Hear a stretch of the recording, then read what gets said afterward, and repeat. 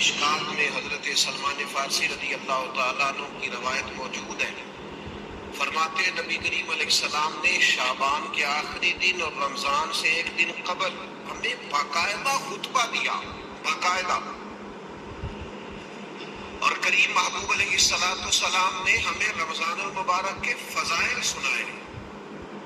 اگر ہم صرف اسی بات کو پیش نظر رکھیں نا کہ رمضان وہ مقدس مہینہ ہے جس کے آنے سے قبل محبوب خطبہ استقبالیہ ارشاد فرماتے ہیں، حضور فضائل بیان کرتے ہیں، ذہن سازی کرتے ہیں، لوگوں کو تیار کرتے ہیں کہ رمضان شریف آ رہا. اور اللہ کے حبیب علیہ السلام نے اس خطبے میں ارشاد فرمائے لوگوں تم پر ایک برکت والا مہینہ سایہ فکن ہونے والا ہے، اور وہ مہینہ ایسا سعادت والا ہے، ایسا برکت والا ہے کہ فرمائے اس میں تم اگر نفل پڑھو گے تو اللہ فرض کے برابر اجر عطا فرمائے گا، اور اگر تم اس کے اندر فرض ادا کرو گے تو اللہ 70 گنا تمہیں اجر عطا فرمائے گا. اب بات کو سمجھیں، رکھتے اتنی ہے فرضوں کی لیکن اس کا ثواب بڑھ گیا ہے. اوقات وہی ہے نماز کے لیکن ان کا ثواب بڑھ گیا ہے.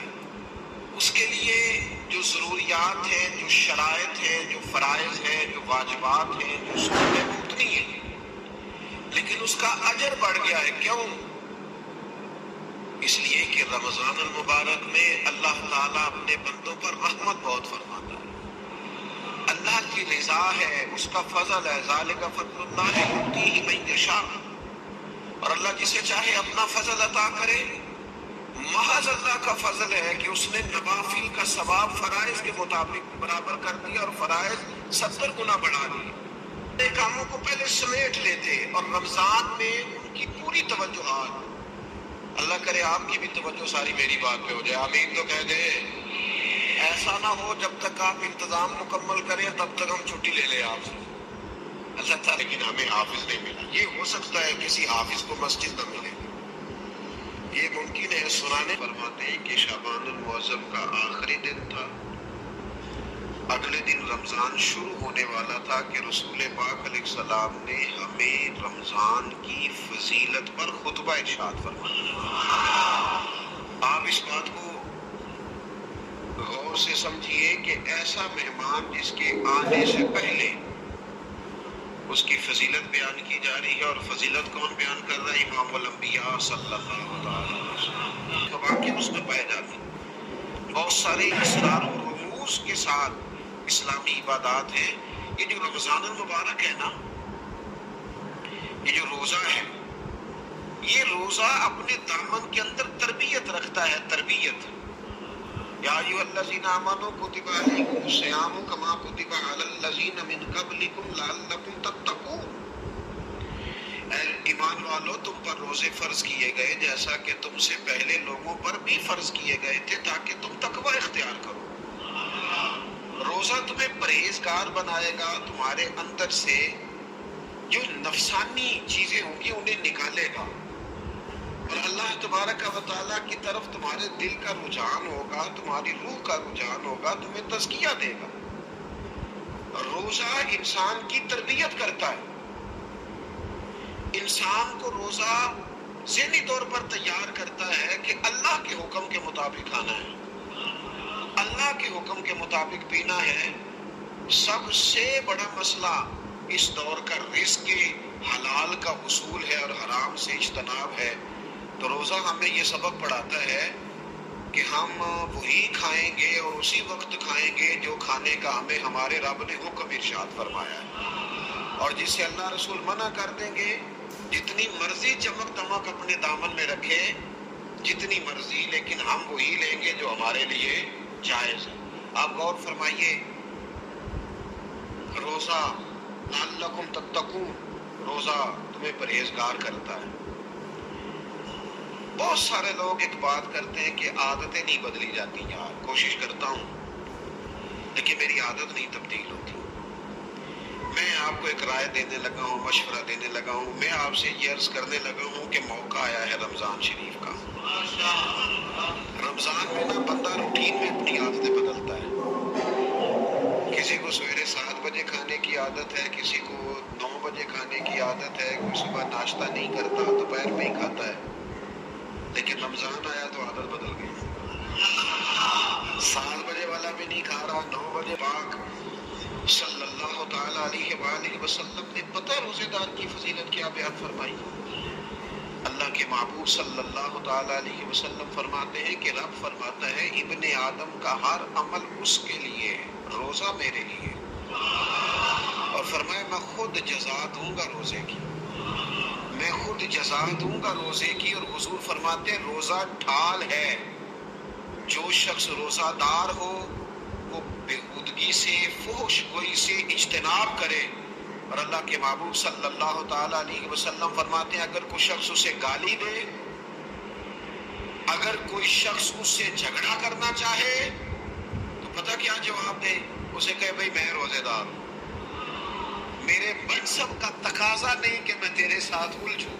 اور رسول پاک صلی اللہ علیہ وسلم فرمانے لگے اوہو اتنی بڑی بات۔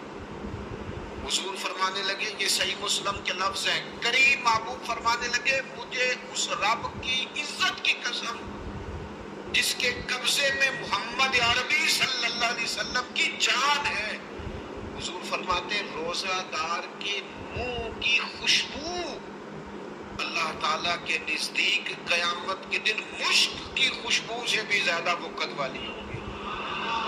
اس کے منہ سے جو خوشبو آتی ہے قیامت میں مشک پیچھے رہ جائے گا، اور رب کی بارگاہ میں صرف روزہ دار کے منہ سے اگر تیرے منہ کی خوشبو رب کو اتنی پسند ہے تو تجھے بھی تو اپنے منصب کا خیال ہوگا کہ میں نے روزہ رکھا ہوا ہے، میں روزہ دار ہوں۔ اور میرے نبی پاک علیہ السلام کے یہ 2 لفظ ہیں نا، وہ صوفیاء ہیں نا، اللہ کے نیک بندے جو ساری زندگی تڑپتے رہے کہ کبھی اے حقیقت منتظر نظر آنا لباس مجاز میں، کبھی مالک ایک دفعہ کبھی تیرا جلوہ ملے، کبھی اے حقیقت منتظر نظر آنا لباس مجاز میں، لاکھوں سجدے تڑپ رہے ہیں میری جبین نیاز میں، اور جو ساری زندگی کہتے رہے کہ ہم تو عمر دراز مانگ کے لائے تھے 4 دن، 2 آرزو میں کٹ گئے، 2 انتظار میں، کہ دیکھو انہیں انعام ملنے لگا، جو اس کی راہ کے سوالی تھے، جو اس کے رستے کے مسافر تھے، جو اسے پانا چاہتے تھے، جو اس کی دید کرنا چاہتے تھے، جو اسے ملنا چاہتے تھے۔ میرے رسول پاک علیہ السلام نے فرمایا روزہ دار کو 2 خوشیاں ملیں گی، ایک خوشی اس وقت ملتی ہے جب وہ افطار کرتا ہے، اور فرمایا ایک خوشی اس وقت ملے گی جب وہ اپنے رب سے ملاقات کرے گا، جب وہ اس سے ملے گا تو اس وقت روزہ دار کو خوشی ہوگی۔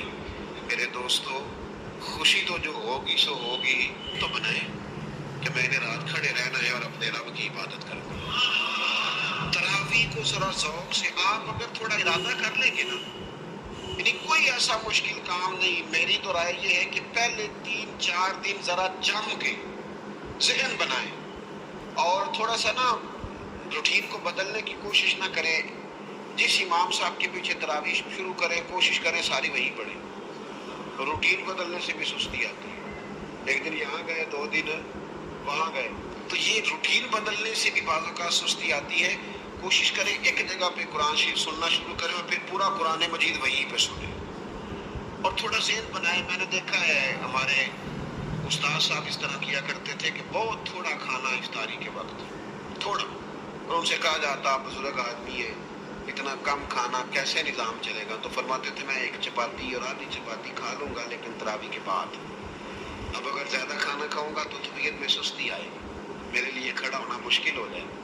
سادہ سا کھانے کے ساتھ افطاری کی جائے گی، اور تراویح کے لیے اپنے آپ کو ذہنی کہاں ٹائم ملتا ہے سارا سال قرآن پڑھنے سننے کا، یہ تو اللہ نے موقع عطا فرمایا ہے، تو تھوڑا سا اگر دلچسپی پیدا کی جائے، بڑا بڑا سونا قرآن مجید پڑھا جاتا ہے مساجد میں، بچے بڑی بڑی خوبصورتی سے، تو اللہ کا شکر ہے جگہ جگہ پہ، اور مساجد کے علاوہ بھی میں نے دیکھا ہے ہم سے لوگ مطالبہ کرتے ہیں کہ ہماری فیکٹری میں رات کو بھی کام ہوتا ہے، اتنے سارے ورکر ہیں تو بچہ کوئی مل جائے قرآن شریف سنائے، فلانی جگہ بھی اتنے لوگ ہیں تو اگر موقع مل جائے، تو اگر تھوڑا ذہن بنایا جائے، شوق پیدا کیا جائے تو اللہ تعالیٰ فضل فرماتا ہے، انسان کو طاقت ملتی ہے کھڑے رہنے۔ ایک تو تراویح روزہ، تراوی، اور تیسری بات ہے سحر اور افطار۔